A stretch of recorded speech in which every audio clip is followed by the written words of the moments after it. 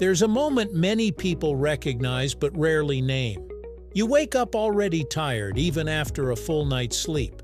Tasks that once felt easy now seem overwhelming. Even small things, an email, a deadline, a simple request, feel overwhelming. You're not sick but not well either. This lingering exhaustion is what we call burnout. But what exactly is burnout?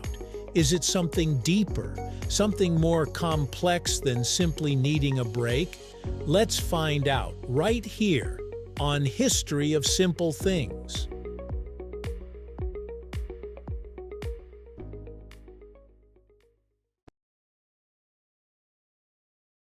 The term burnout was introduced in the 1970s by psychologist Herbert Freudenberger, who observed that once passionate healthcare workers were becoming emotionally drained, detached, and cynical, feeling not just tired but empty.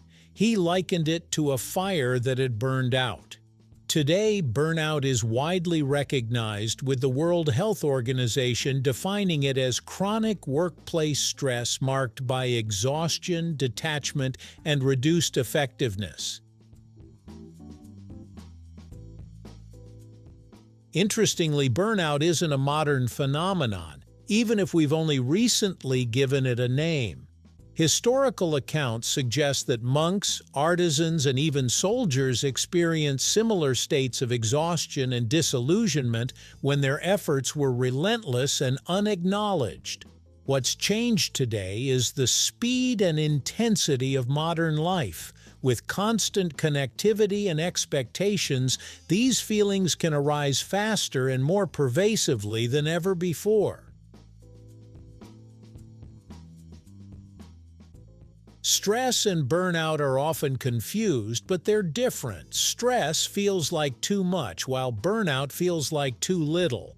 Too little energy, motivation, and hope. It develops quietly over time, often disguised as dedication, working late, skipping breaks, and constantly saying yes. What starts as passion gradually turns into exhaustion and resentment, until even meaningful work begins to feel empty. Burnout doesn't just affect how people feel, it changes how they think and behave. Emotionally, it can lead to irritability, anxiety, or even a sense of numbness. Mentally, it can reduce concentration, creativity, and decision-making ability. Physically, it can show up as headaches, sleep problems, or a weakened immune system. It's not just in your head, it's something that impacts the entire body. Burnout isn't just about working too much. It can also come from a lack of control, unclear expectations, or feeling disconnected from the purpose of what you do. That's why even people with manageable workloads can still feel burned out. It can affect anyone, from professionals to students and caregivers. Anywhere prolonged pressure exists without enough support or time to recover. Another surprising truth about burnout is that it often affects the most passionate people the hardest. Those who care deeply about their work are more likely to push themselves beyond their limits. They may ignore early warning signs because they feel a strong sense of responsibility or identity tied to what they do.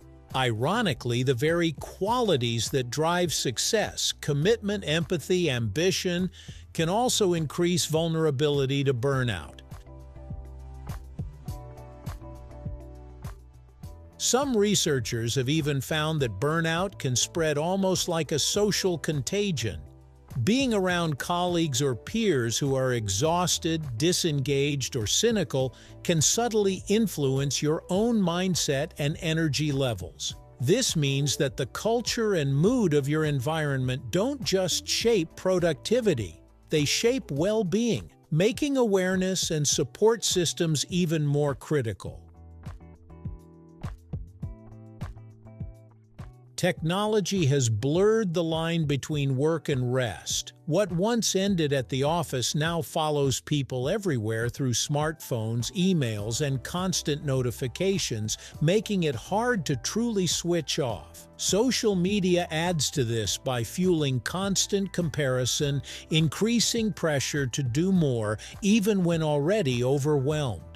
The result is a cycle where rest feels unproductive and no amount of effort ever feels enough. So how do you know if what you're experiencing is burnout? It often starts with subtle signs. You may feel unusually tired even after resting. Tasks that once felt manageable now feel draining. You might find yourself becoming more cynical or detached, especially toward work or responsibilities. There may also be a noticeable drop in performance, not because you're incapable, but because your energy and focus are depleted. As burnout worsens, motivation fades, small problems feel overwhelming, and interest in once enjoyed activities declines. In severe cases, it can overlap with depression or anxiety. While recovery isn't just about rest, setting boundaries, reassessing priorities, seeking support, and balancing effort with breaks can help, alongside recognizing that productivity doesn't equal worth. Organizations also play a crucial role in addressing burnout. Supportive leadership, clear communication, and a healthy work culture can make a significant difference. When people feel valued, understood, and empowered, they are less likely to reach the point of burnout. Burnout isn't a weakness. It's a signal that demands are exceeding your capacity. Ignore it, and it only grows louder.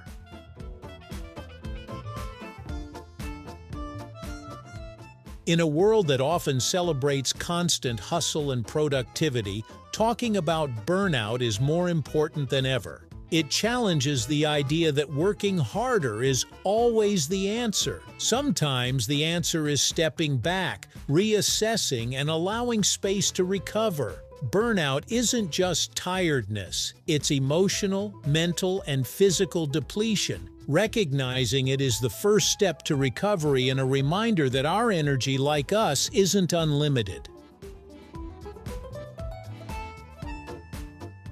Thank you for watching.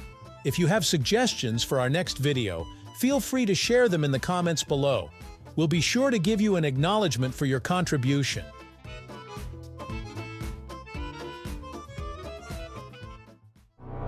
Thank you for joining us on this journey through the history of simple things. Don't forget to like, subscribe, and stay tuned for more stories woven through the smallest details.